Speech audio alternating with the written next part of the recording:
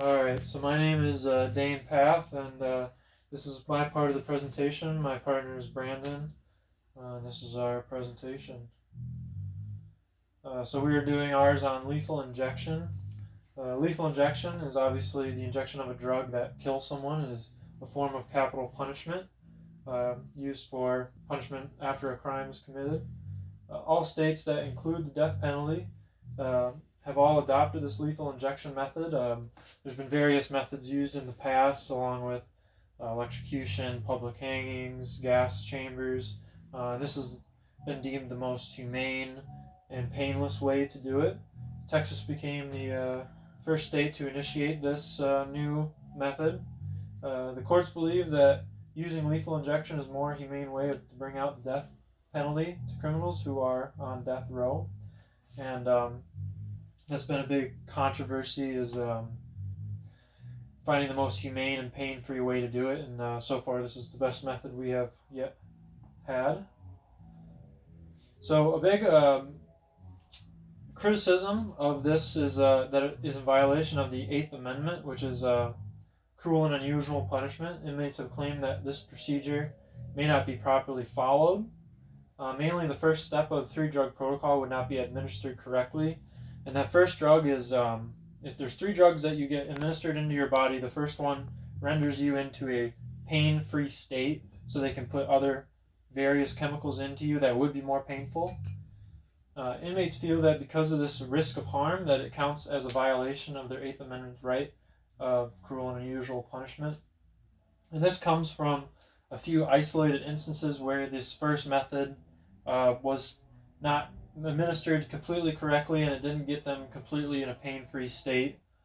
But it's still, there's been no problem ever actually carrying out the whole execution. It's just with the first initiation of the drug that has been called into question. Conditions for the Eighth Amendment to be violated by Lippmann's book. 1. Sure or very likely to cause serious illness and needless suffering. 2. Sufficiently imminent dangers. 3. Substantial risk of harm. 4. Objectively intolerable and risk of harm. And 5. Prison officials have no other way of knowing of the harm.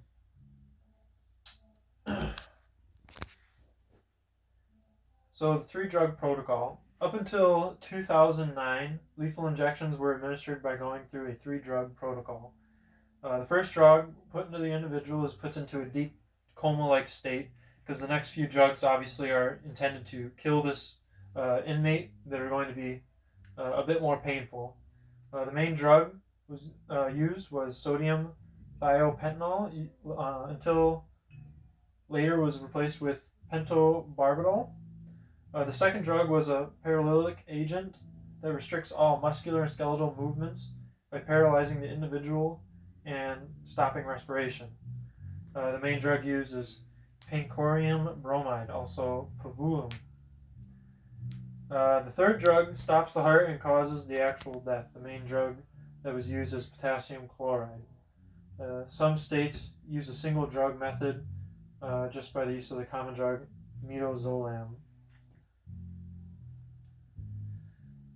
So, botched executions. Executions involving unanticipated problems or delays that caused, or at least arguably, unnecessary agony for the prisoner, or that reflect gross incompetence of the executioner.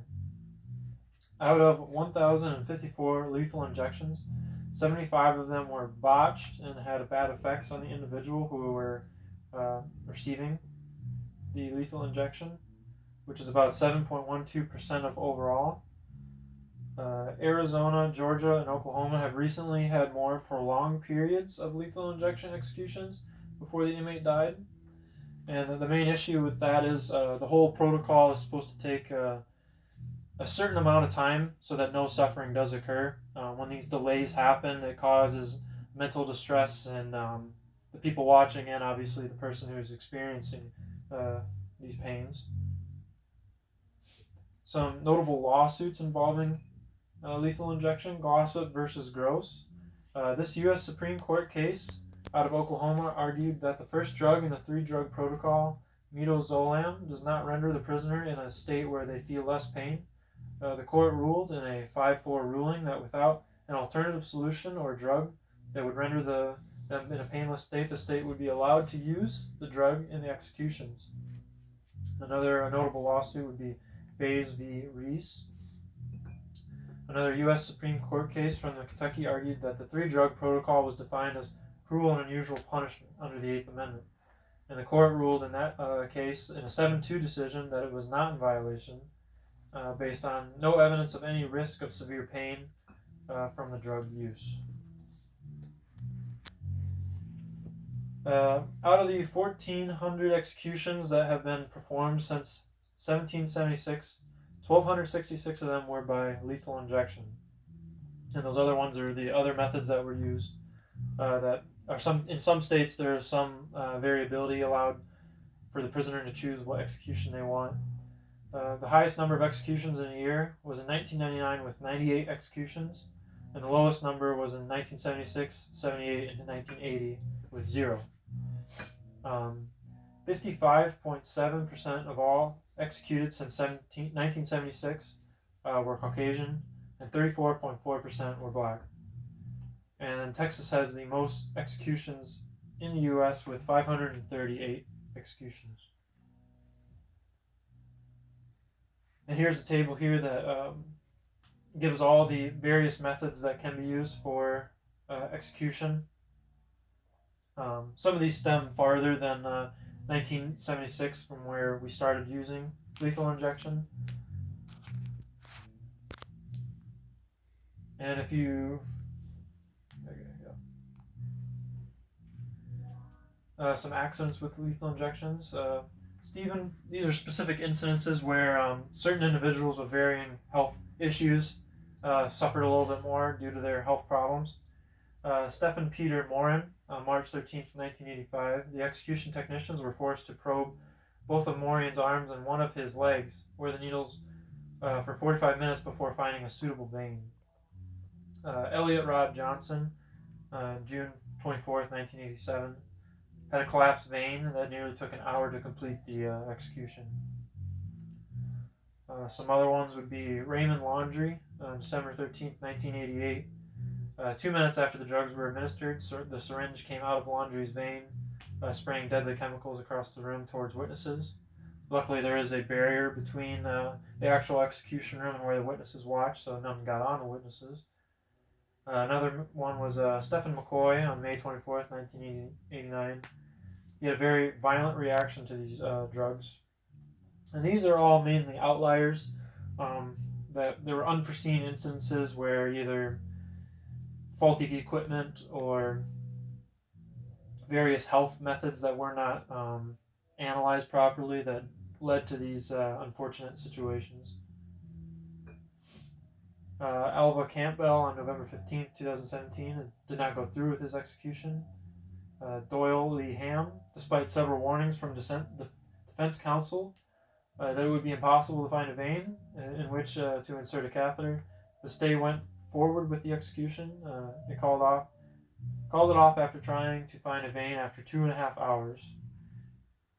And then a bad reaction, Ronald Smith, he used a set of midazolam, which we mentioned before. He had a bad reaction to that drug. I wonder if this will work.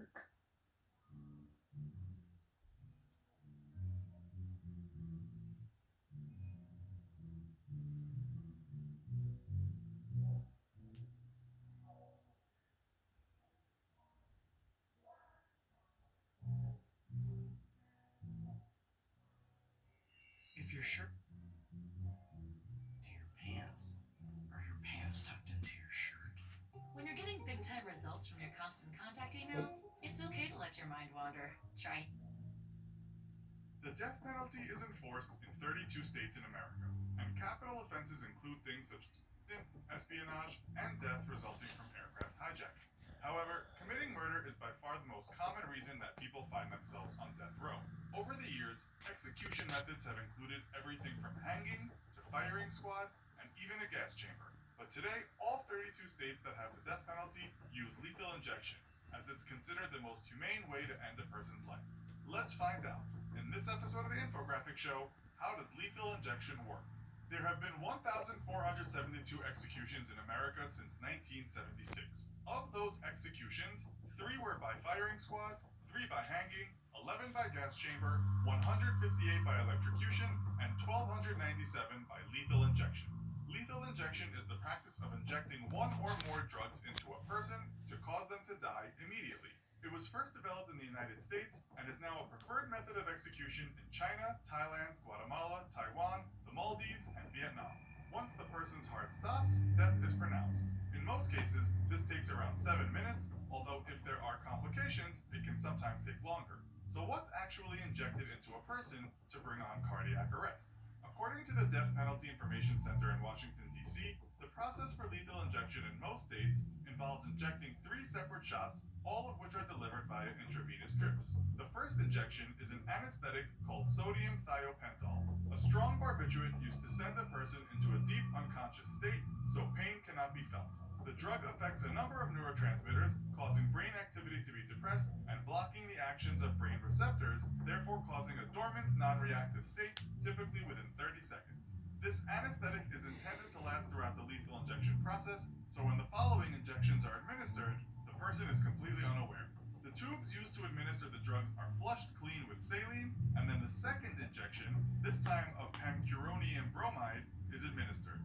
This drug acts as a neuromuscular blocker, preventing communication between the nervous system and muscles.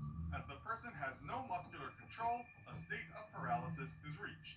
The diaphragm, a muscle used to pull air into the lungs, stops working, causing breathing to cease. One last saline flush before the final injection is administered, this time potassium chloride. This disrupts the electrical signaling of the heart, stopping it from beating and ending the person's life. According to a 2002 study in the Journal of Forensic Science, the average time from the first injection to the heart stopping is 8.4 minutes. But what about rare cases when things go wrong and the process takes longer than anticipated? Though the general consensus is that lethal injection is the most painless and humane way to end a person's life, there have been some botched attempts. We researched some cases that have made the headlines over the years. In 1985, Charles Walker was convicted of 2 counts of murder and 1 count of armed robbery. He was a death row inmate at the Menard Correctional Center in Chester, Illinois, until September 12, 1990, when Walker requested a last meal of pan-fried wild rabbit with gravy made from the pan drippings, biscuits, and a dessert of blackberry pie with whipped cream. His execution was scheduled for after dinner, but the execution was prolonged because of human error and equipment failure. According to Gary Sutterfield, an engineer who assisted with Walker's execution, a kink in the plastic tubing going into his arm stopped the flow of chemicals into Walker's body. Additionally, the intravenous needle was pointing at Walker's fingers instead of his heart. Walker's execution took far longer than it should have, and he suffered excruciating pain throughout. Next, we have Joseph Cannon, who on April 23, 1998, prepared for his death in a Texas jail. Cannon was convicted of attempted rape and murder in 1977 when he was just 17. He spent more than half his life on death row before facing the needle. He made his final statement, and the execution process began, but a vein in Cannon's arm collapsed and the needle popped out. As the witnesses looked on, Cannon lay back and exclaimed, "It's come undone."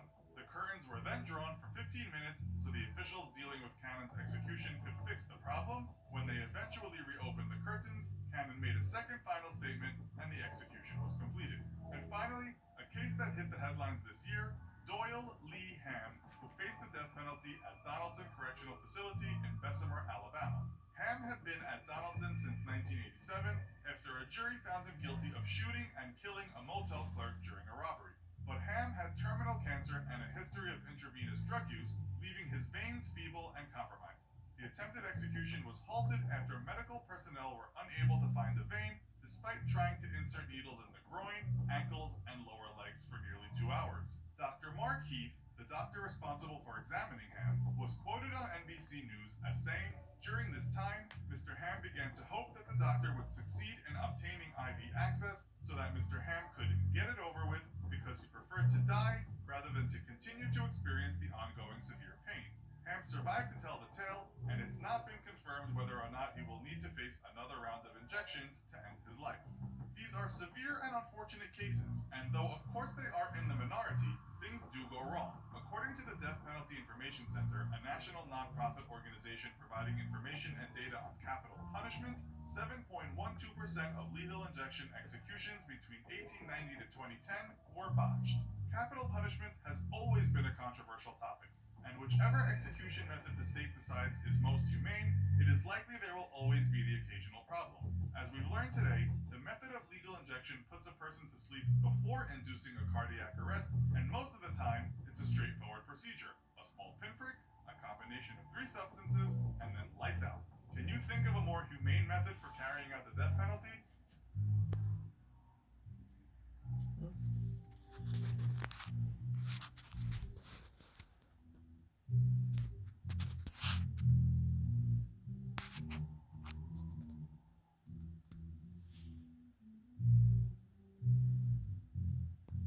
And it signed me out. I can pause it. Alright, we're back to the PowerPoint. So that video just explained how the method is actually carried out. AMA code for methical ethics. As a member of the professional dedicated to preserving life when there is hope of doing so, a physician must not participate in a legally authorized execution. And here are my references.